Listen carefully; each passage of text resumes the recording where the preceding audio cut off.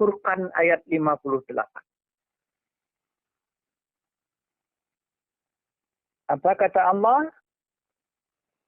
Wa tawakkal. Serahkanlah dirimu kepada Tuhanmu. Hayyil ladzi la yamut.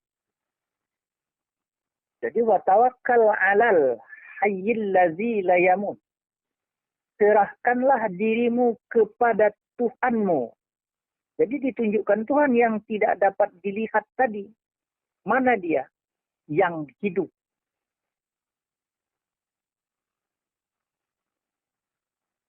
Jadi yang hidup itu tidak dapat dilihat, hanya dapat dipandang. Yang memandang adalah mata hati.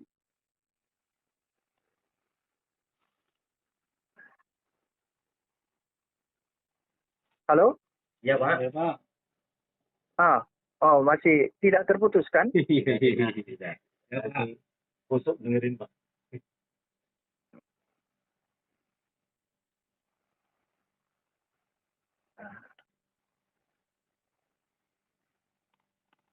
Jadi yang mana yang masih nyambung nih kan? Masih, Pak. Lanjut, Pak.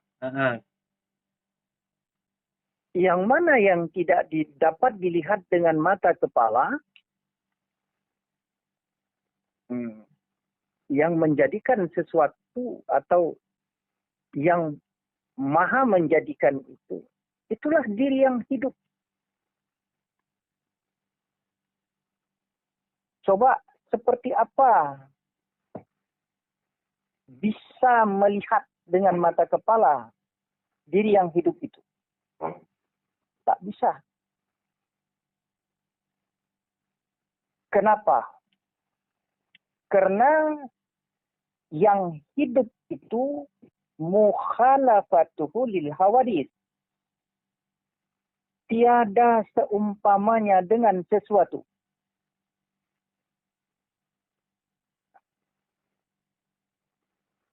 Qiyamuhu binafsih, berdiri sendiri.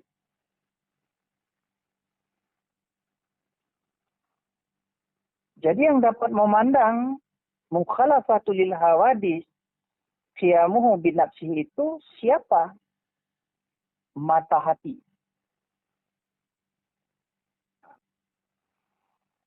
Ilmu.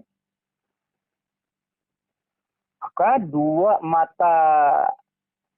dua-dua mata ini harus dibuka.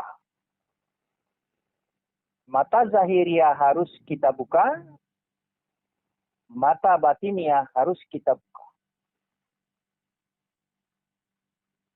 Supaya kita berjalan di muka bumi ini dengan dua mata.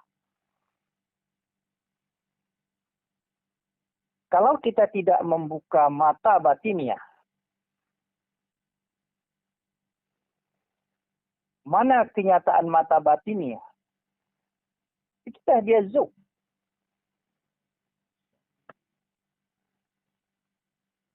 Yang didengar dengan tiada huruf dan tiada bersuara, la harfin wala sautin. Yang dirasa, ia mengkhabarkan segala sesuatu yang terbentang, kita sebut dengan efek. Itulah zat yang maha suci. Yang hidup itu. Lalu lebih mendekatkan pemahaman supaya kita dapat menyaksikan kenyataan yang hidup itu, yang tiada mati, yang maha menjadikan itu pada sifatnya. Sifat mana? Pertama, sifat kudrat.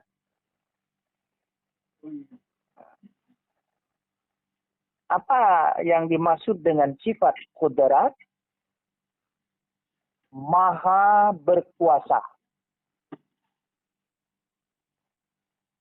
Jadi yang hidup dan tiada mati itu Tuhan yang berdiri sendiri, mukhalafatul qiyamuhu binafsi, dia mempunyai sifat kudrat, maha berkuasa. Di mana kita menyaksikan yang hidup, yang tiada dapat dilihat dengan mata, tetapi dapat dipandang dengan mata batin,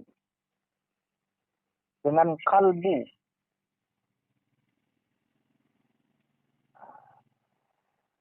Nyata pada sifatnya. Mana dia? Itulah sifat kudrat.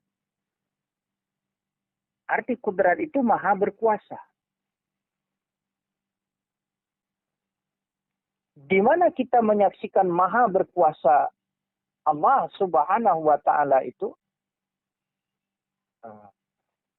Tuhan yang bernama Allah, Zat yang maha suci lagi maha tinggi, Subhanahu wa Ta'ala itu pada diri.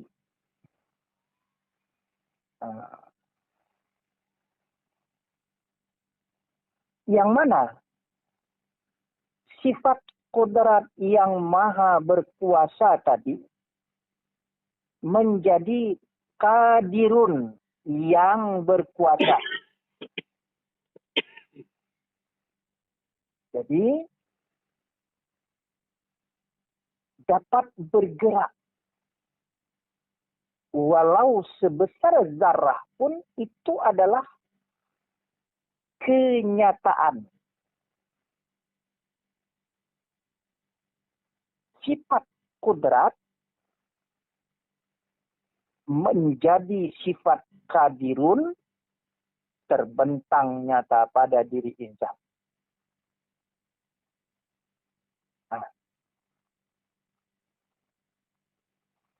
Begitu juga sifat iradat, berkehendak, maka ditunjukkannya sifat iradatnya pada diri insan, bernama sifat muridun, ini sifat ma'ani, yang berkehendak, maka sifat maha berkehendaknya Tuhan itu terbentang nyata pada diri insan menjadi sifat yang berkehendak. Jangan sedikit pun kita merasa yang berkehendak itu diri kita, melainkan itu adalah kenyataan sifat kudrat menjadi muridun.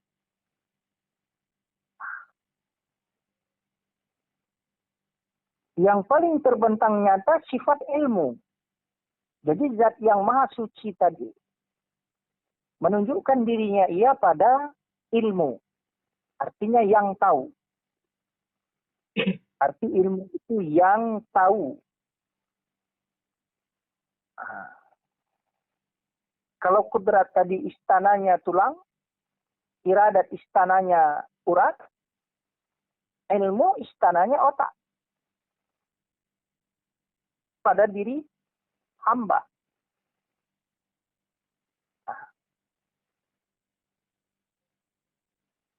Jadi maha mengetahui Tuhan itu ia tunjukkan pada hambanya dengan sifat alimun yang mengetahui. Jadi yang mengetahui dalam diri itu adalah sifat ilmu, diri Tuhan yang maha mengetahui, yang tak lain tak bukan adalah kenyataan daripada yang hidup dan yang tiada mati.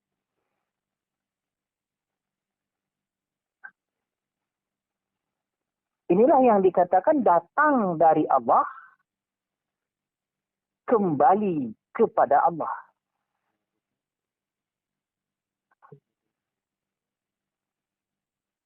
kudrat itu milik Allah, nyata pada diri insan, maka Allah minta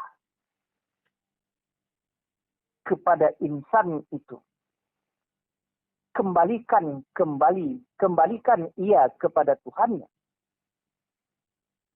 Maka sifat kudrat Tuhan terbentang nyata pada diri insan, namanya qadirun, tak lain tak bukan adalah sifat Tuhan, menunjukkan diri zat yang maha suci, yang maha menjadikan, yang maha tinggi, yang tidak dapat dilihat oleh mata, tetapi dapat dipandang adanya oleh kalbu. Jadi, ia jadikan sesuatu itu sebagai sebab. Sebab untuk apa? Sebab untuk dapat mengenal akan dirinya.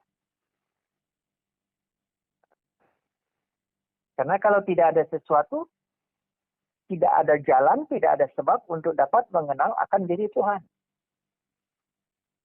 Itu maksudnya.